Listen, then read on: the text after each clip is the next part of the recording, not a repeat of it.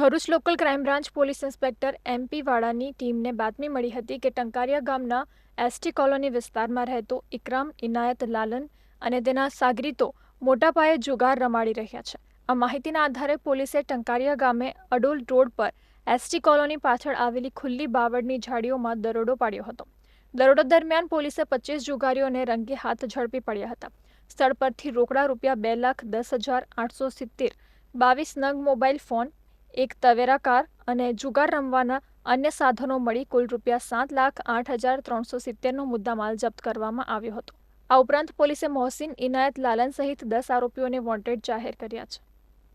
મળી કુલ રૂપિયા 7 લાખનો મુદ્દામાલ જપ્ત કરી આ અંગે પાલેજ પોલીસ સ્ટેશનમાં જુગારનો ગુનો નોંધવામાં આવેલો છે અને આ ગુનાની આગળની તપાસ એલસીબી ભરૂચ એલસીબી દ્વારા કરવામાં આવી રહી છે. આમાં જ્યારે રેડ કરી તો રેડ દરમિયાન જાણવા મળેલું કે આમાં એના બીજા જુદા જુદા પાર્ટનરો પણ છે. તો એના પાર્ટનરો અને બીજા જે આ જુગાર સાહેબની રમતમાં જે મદદગારી કરી રહ્યા હતા એવા 10 આરોપીઓને વોન્ટેડ જાહેર કરી વધુ તપાસ હાથ ધરવામાં આવેલી છે.